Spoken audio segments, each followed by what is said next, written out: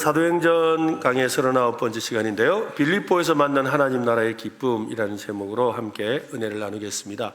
어느 날 한 집사님이 교회 사무실에 들어와 한숨을 푹 쉬며 말했습니다. 목사님, 제 마음이 요즘 너무 지쳐서 기쁨이 하나도 없습니다. 혹시 기쁨도 충전할 수 있는 기계 같은 거 없을까요? 목사님이 웃으면서 대답했습니다. 그런 기계는 없지만 예배가 바로 기쁨 충전기 아닙니까? 여러분, 예배를 통해 기쁨을 충전하십니까? 네. 집사님도 이렇게 고개를 끄덕이며 말했습니다. 그럼 제 영혼의 배터리는 거의 1%밖에 안 남았는데 고속 충전 예배 좀 부탁드립니다. 설교는 짧고 찬양은 신나고 중간에 간식까지 나오면 금방 완성될 것 같습니다. 목사님도 크게 웃으면서 말했습니다. 집사님, 예배는 무선 충전이 아니라 직접 마음을 꽂아야 하는 유선 충전입니다. 마음의 플러그를 주님께 꽂으세요.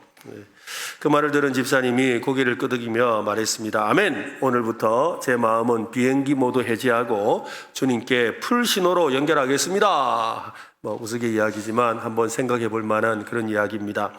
기쁨이라는 단어를 들으면 여러분은 어떤 장면이 떠오릅니까? 어린아이가 선물 상자를 열면서 환하게 웃는 얼굴입니까? 졸업식 날 학위증을 받아들고 부모님께 안기는 어떤 청년의 모습일까요? 오랜만에 만난 친구와 밤새도록 웃으며 이야기를 나누는 시간입니까? 기쁨은 우리의 삶의 가장 찬란한 순간을 장식하는 감정입니다. 그런데 그 기쁨이 오래 지속되지 않지요. 감정은 순간이기 때문입니다.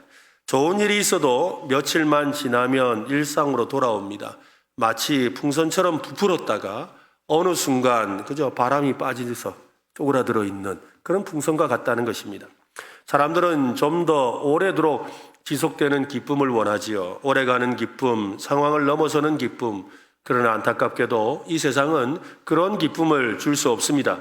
돈이 많다고 기쁨이 지속되지는 않습니다. 건강이 좋다고 기쁨이 보장되는 것도 아니지요.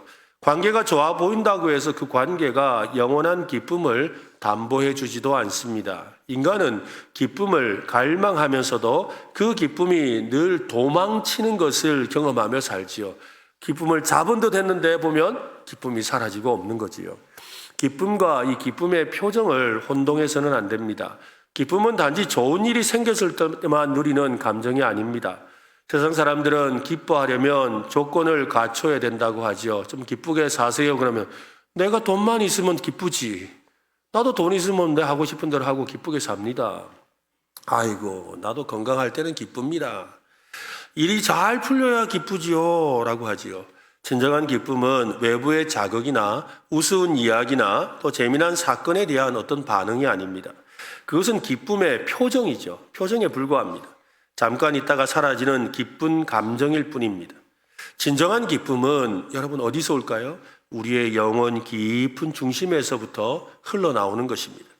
기쁨은 하나님의 그 임재 안에서, 복음 안에서, 그리고 믿음의 여정 속에서 주어지는 하나님의 선물입니다.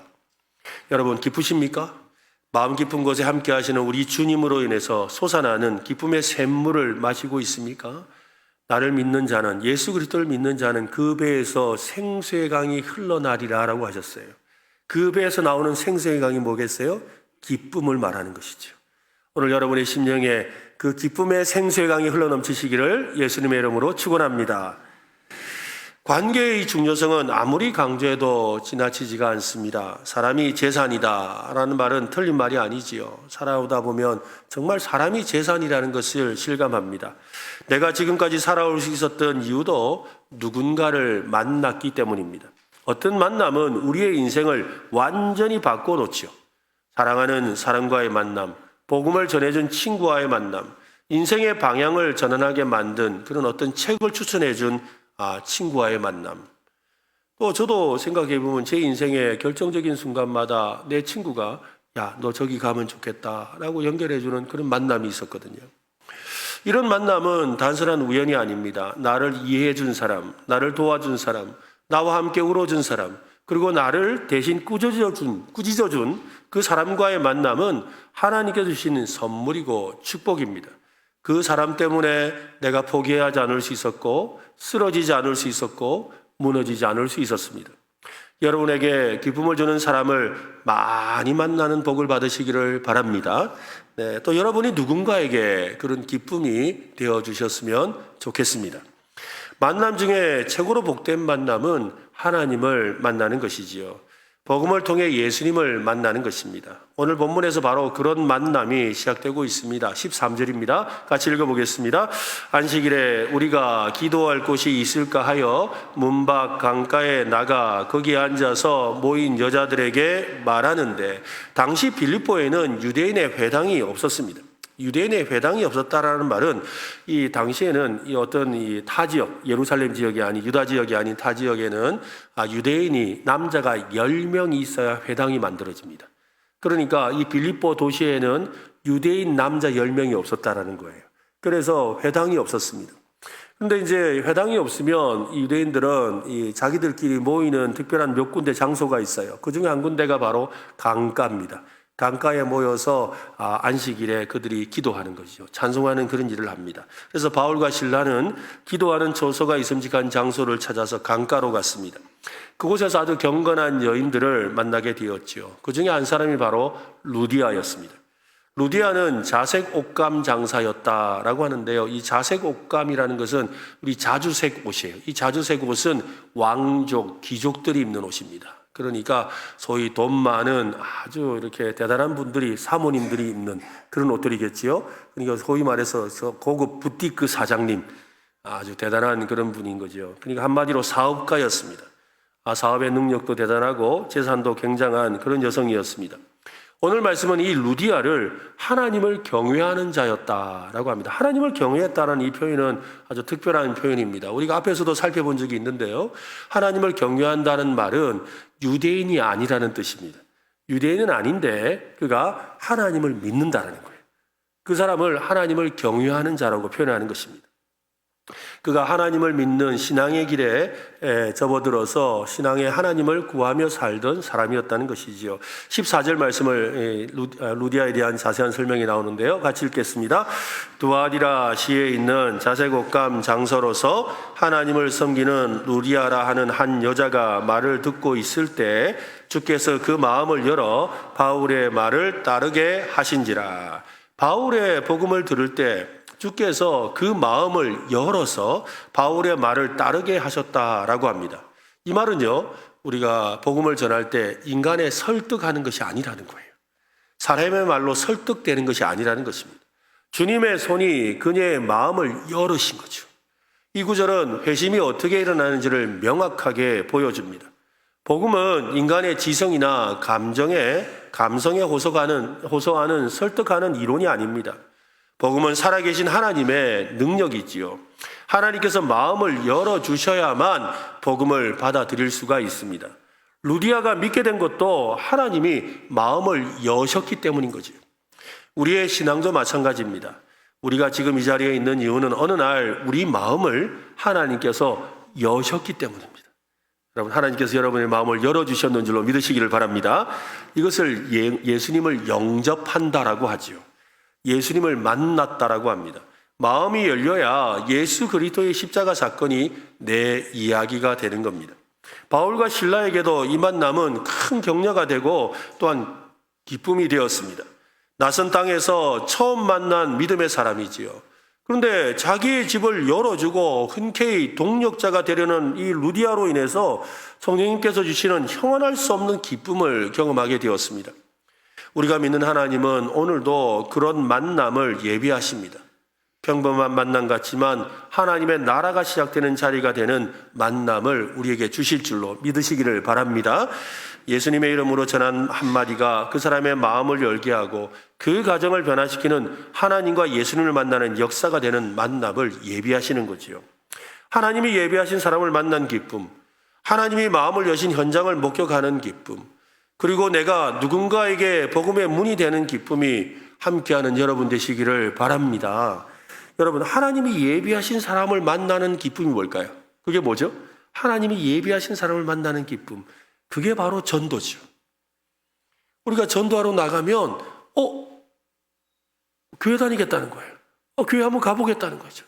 그러면서 하나님이 예비하신 사람을 만나는 기쁨을 경험하는 거예요.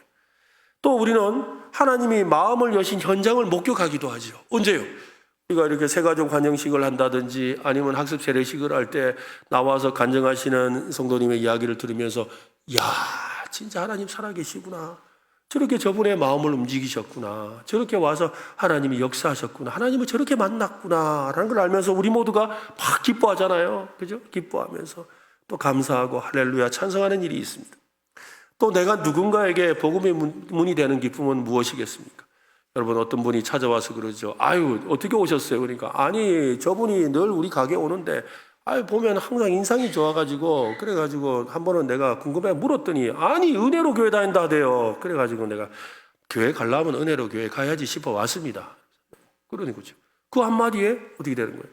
바로 내가 복음의 문이 되는 기쁨인 것이죠. 이 기쁨은 예기치 못한 한 사람의 눈빛에서 전해지는 그런 따뜻함이죠. 기쁨은 하나님의 임재의 신호입니다. 하나님은 그렇게 우리의 일상에서 뜻밖의 만남을 통해 하나님의 나라를 시작하십니다. 루디아가 이 바울을 만난 것처럼 우리도 누군가와 만남을 통해 하나님의 기쁨이 전해지기를 하나님은 원하십니다. 기쁨은 반드시 흘러가게 되어 있습니다. 루디아의 기쁨은 가정으로 흘러갔습니다. 복음은 개인의 감정으로 끝나지 않습니다. 가정과 이웃으로 확장되죠. 진짜 기쁨은 그렇다는 겁니다. 그렇다면 우리는 어떤 자세로 살아야 되겠습니까? 사람을 볼 때 단지 스쳐 지나가는 관계로만 보지 마시기 바랍니다. 하나님이 예비하신 섭리의 만남일 수 있다는 마음으로 대해야 합니다. 매일 아침 출근길에 마주치는 그 사람도, 또 카페에서 늘 보던 그 직원도, 또 교회에서 마주치는 누군가도 하나님이 보내신 루디아일 수 있습니다. 하나님은 우리에게 새로운 만남을 예비하고 있습니다. 뜻밖의 자리에서 복음의 기쁨이, 예수 그리스도의 향기가, 은혜의 이 사건이 시작되게 하십니다. 여러분, 오늘부터 여러분의 삶에 더 많은 만남의 복이 함께 하시기를 바랍니다. 만남의 기쁨이 넘쳐나시기를 바랍니다. 그죠? 또 우리가 바로 그런 기쁨의 통로가 되기를 예수님의 이름으로 축원합니다. 빌립보서에서 이 사역은 기쁨으로 시작했습니다. 루디아와의 기쁨 넘치는 만남 이후에 생각지도 못한 고난에 휘말리게 됩니다. 기쁨도 잠시죠. 바울과 실라가 기도하러 가던 길에 귀신 들린 한 여종을 만났습니다. 이 여종은 점을 치는 것으로 주인들에게 돈을 벌어주고 있었다고 합니다. 여기서 주인에게라고 하지 않고 주인들에게라고 한 거 보니까 아마 이 점치는 이 여종 하나를 두고서 주변에 많은 사람들이 같이 해서 이 점치는 사람이 번 돈을 가져가는, 착복하는 그런 사람들이었던 것 같습니다. 바울을 따라다니며 이 사람들은, 바울과 그의 일행들은 지극히 높은 하나님의 종으로서 구원의 길을 너에게 전하는 자다라고 그렇게 소리를 외쳤습니다. 겉보기에는 맞는 말을 하고 있었습니다. 하지만 믿음의 고백이 아닙니다. 성령님께서 행하시는 복음 사역을 방해하려는 것이지요. 실제로 우리가 나가서 이렇게 노방전도를 하다 보면 어떤 사람이 찾아와요. 와서 근데 정신이 조금 걱정되는 그런 분이 오죠. 와서는 갑자기 나 이거 아는데, 나 이 찬송 아는데 이러면서 그러면서 계속 말을 시키는 거예요. 그럼 지금 찬송도 해야 되고 막 복음 전했는데 옆에서 계속 은혜로 교회 그게 저 영남대 옆에 있는 거 맞죠? 이러면서 또 그러더니 또 갑자기 예 대답하니까 또 다른 사람 복음 전하려고 하는데 또 와서 거기 이러면서 그 장로교회 맞죠? 이러면서 계속 와서 그러면서 계속 말을 거는 거예요. 그러면 어떻게 돼요? 복음을 전할 수가 없는 거죠. 방해가 되는 거예요. 이 일이 지금 바울에게도 일어났다는 거예요. 그래서 막 너무 정확한 말을 하고 있죠. 바울은 며칠을 인내하다가 마침내 예수 그리스도의 이름으로 귀신을 내쫓아 버렸어요. 그를 통해서 돈을 벌던 이 주인들에게 큰 손해를 입히게 되었습니다. 앞으로 점을 칠 수가 없게 되었지요. 아무리 좋은 일이라도 누군가의 이익을 건드리면 반드시 반대와 오해가 뒤따르게 되어 있습니다. 그들은 바울과 실라를 붙잡아서 로마 관리에게 고소했습니다. 군중도 합세해서 바울과 실라를 공격합니다. 로마 관리는 바울과 실라의 옷을 찢고 매질하게 했습니다. 그런 다음에 감옥에 가두었지요. 좋은 일을 했는데 고난이 찾아왔습니다. 누군가를 자유하게 했는데 자신은 정작 결박당하고 깊은 감옥에 갇히고 말았습니다. 여러분, 밤이 아주 깊었습니다. 맞은 자리는 심히 쓰라렸습니다. 몸은 지쳐 있었고 마음도 복잡합니다. 그러나 바울과 실라는 불평도 하지 않았고 또한 절망도 하지 않았습니다. 그렇다고 탄식하지도 않았습니다. 그 밤 어둠을 가르는 소리가 들립니다. 바울과 실라가 기도하고 하나님을 찬송하는 소리였습니다. 그것은 상황을 무시한 긍정의 어떤 표현을 말하는 것이 아닙니다. 그냥 나는 기쁘다, 나는 기쁘다, 하하하, 나는 기쁘다, 나는 기쁘다라고 하면서 억지로 기쁜 척하는 그런 긍정의 말이 아니었다는 것입니다. 그들이 처한 고통은 분명한 현실이었습니다. 그들은 그 현실을 찬송으로 넘어서고 있었습니다. 찬송은 크지도 화려하지도 않았지만 아주 깊었습니다. 25절 말씀인데요. 같이 읽어보겠습니다. 한밤중에 바울과 실라가 기도하고 하나님을 찬송하며 죄수들이 듣더라. 상처는 여전했고 억울함도 풀리지 않았습니다. 그러나 그들의 입술에서 흘러나온 찬송은 감옥보다 더 깊은 믿음의 자리에서 솟아난 것입니다. 그것은 십자가와 함께 고난을 통과한 사람만이 부를 수 있는 노래입니다. 이것이 두 번째 기쁨입니다. 찬송의 기쁨이죠. 한번 해볼까요? 찬송의 기쁨. 여러분의 심령에 이 찬송의 기쁨이 가득하시기를 바랍니다. 그 찬송은 감옥을 울렸고 또한 죄수들의 이 귀를 열었습니다. 결국 기적을 불러왔습니다. 하나님은 큰 지진을 통해 옥문을 열고 쇠사슬을 풀어주었습니다. 바울과 실라는 기쁨이 있어서 찬송한 것이 아닙니다. 하나님을 믿었기에 찬송했습니다. 그 찬송이 결국 기쁨으로 이어졌던 것이지요. 이것은 참 우리에게도 의미가 있습니다. 어떤 분들이 그래요. 우리 같이 찬송합시다 그러면 찬송할 기분 아니거든요. 지금 내가 찬송할 상황입니까? 아유, 나도 찬송할 때 되면 합니다. 여러분, 그때 찬송해야 돼요. 그때 찬송해야 되는 거예요. 우리는 인생의 감옥을 만날 때가 있습니다. 억울한 상황을 맞이하기도 하고 풀리지 않는 문제로 복잡하기도 하고 착고에 묵힌 것 같은 그런 마음의 답답함을 느낄 때도 있지요. 그때 우리는 무엇을 선택해야 할까요? 불평과 한숨이겠습니까? 아니면 하나님을 향한 기도와 찬송이겠습니까? 찬송은 하나님을 향한 신뢰의 고백입니다. 지금 내 상황은 이해되지 않고 여전히 하나님이 선하시고 여전히 나를 이끄신다라는 그 믿음의 고백이 바로 찬송인 거예요. 그 찬송은 우리 자신을 넘어서서 주변 사람들에게까지 영향을 미칩니다. 감옥 안 죄수들이 들었듯이 찬송은 세상을 흔드는 증거가 되는 것입니다. 바울과 실라가 처한 외부 환경은 기뻐할 수도 찬송할 수도 없었습니다. 그렇지만 기뻐하며 찬송했다고 했습니다. 진정한 기쁨은 상황에서 오는 것이 아니라는 거죠.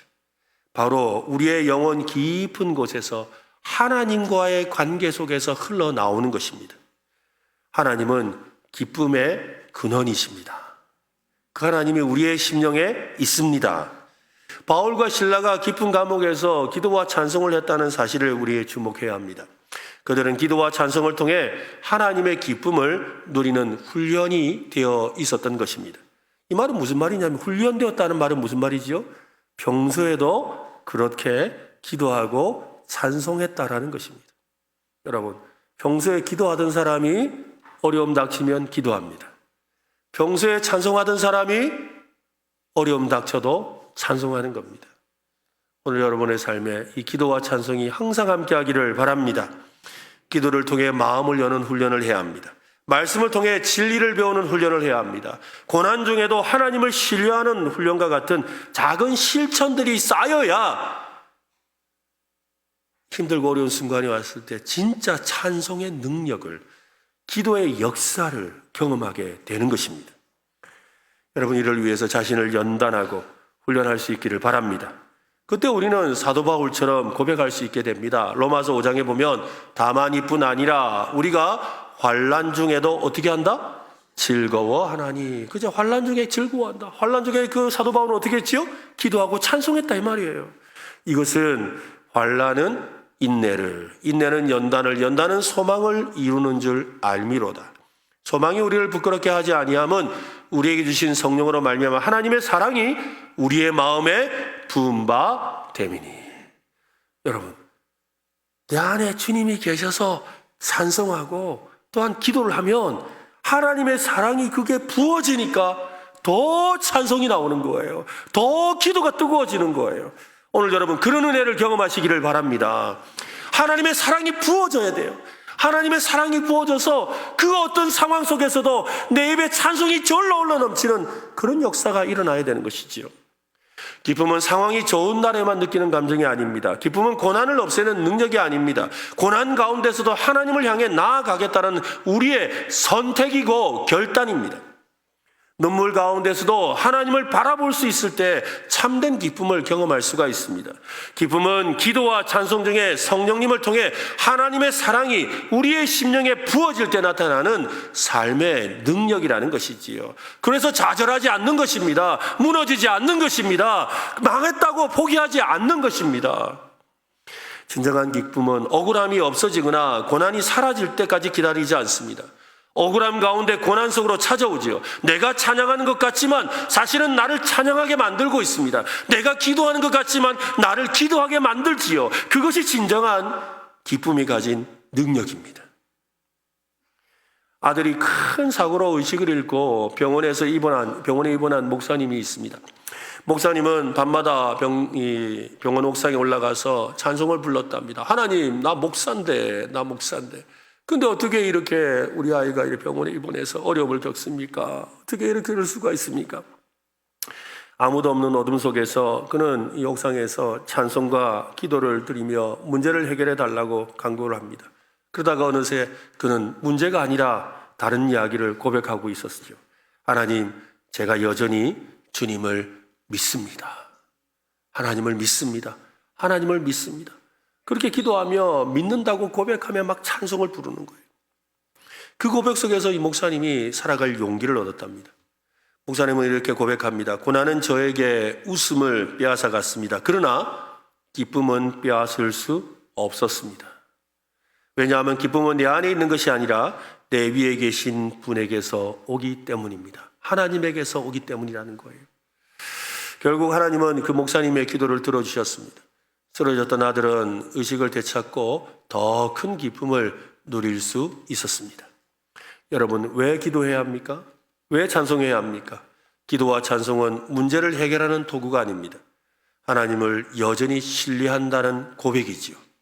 기도와 찬송을 통해 내가 감옥에 갇힌 것이 아니라 하나님의 임재와 그분의 뜻 안에 있음을 깨닫게 됩니다. 그때 믿음이 생깁니다. 영원 깊은 곳에서 진정한 기쁨이 터져 나와서 오히려 가복문이 열리는, 우리의 여러 가지 쪽재던 모든 문제들이 풀어지는 그 역사가 일어날 줄로 믿으시기를 바랍니다. 바울과 실라가 찬송하던 그 밤 지진이 일어났습니다. 감옥문이 열리고 창고가 풀렸지요. 간수는 그 소리에 놀라서 달려왔습니다. 옥문이 열려있는 것을 보고는 죄수들이 모두 도망친 줄 알고 목숨을 스스로 끊으려고 했습니다. 그 순간 바울이 외칩니다. 너의 몸을 상하지 말게 하라. 우리가 다 여기 있노라. 이 말은 절망 가운데서 들려오는 생명의 소리였습니다. 죽음 앞에서 들리는 소망의 외침이었습니다. 그는 덜덜덜 떨면서 바울과 실라 앞에 엎드립니다. 그리고 묻지요. 선생들이여, 내가 어떻게 하여야 구원을 받으리이까? 내가 어떻게 하여야 구원을 받겠습니까? 이 말을 우리는요, 내가 어떻게 해야 예수 믿고 천당 가겠습니까?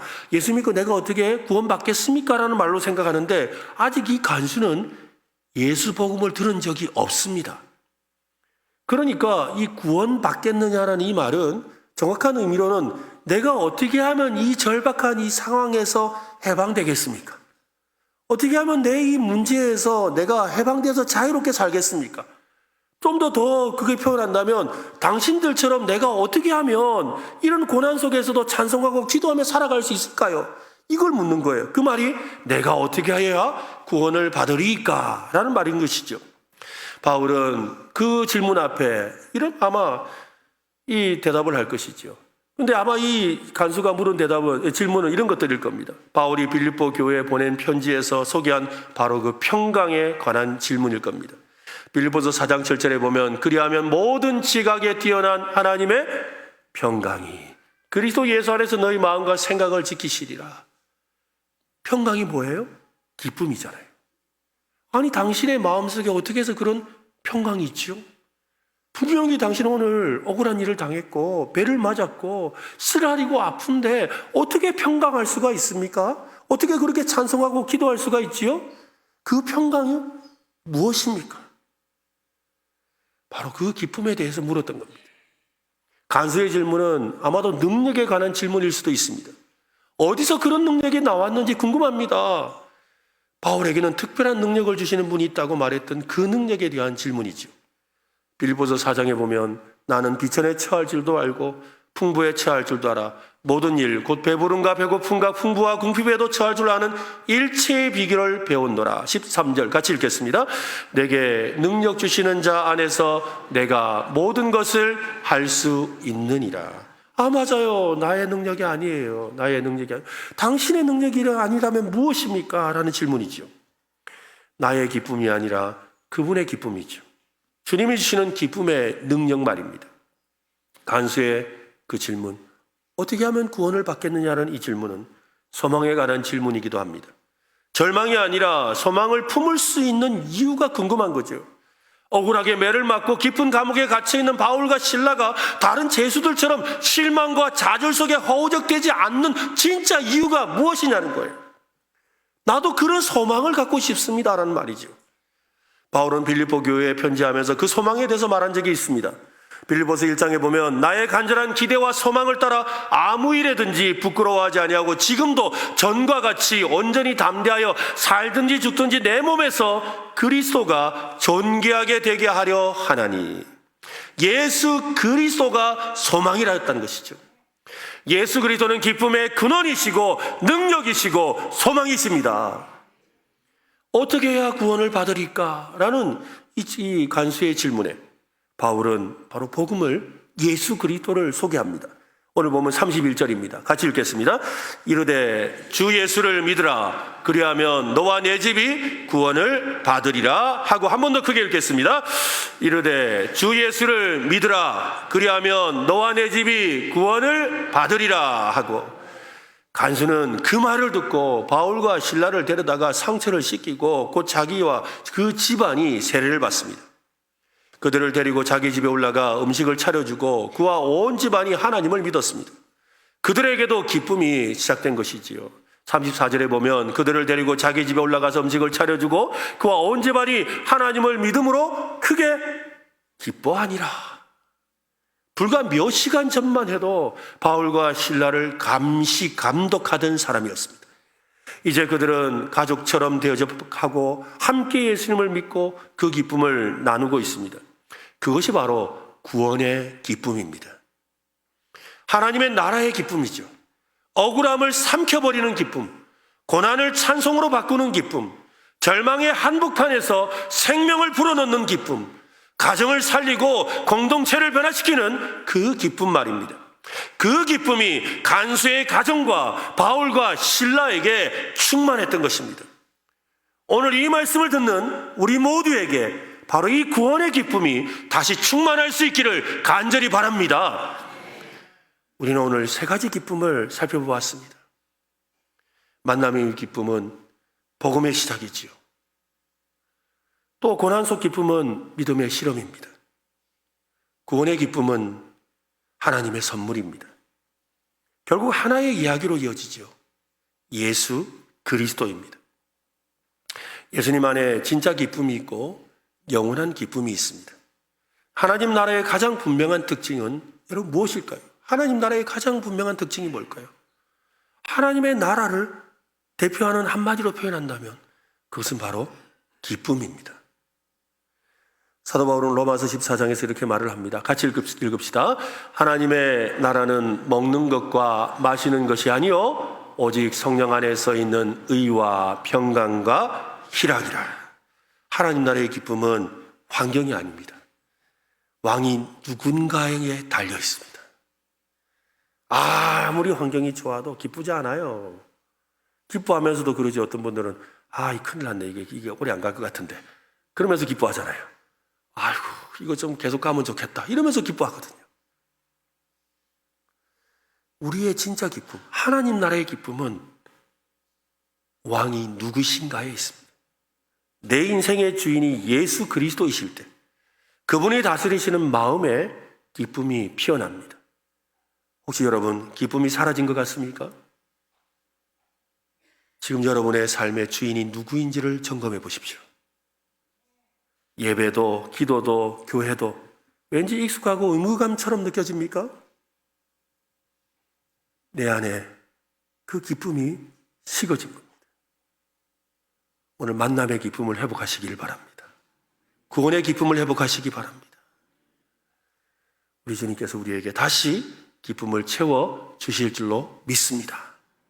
내 안에 하나님 나라가 임하고 있는가를 점검해 보십시오. 내 삶의 중심에 예수 그리스도가 계신가를 점검해 보십시오.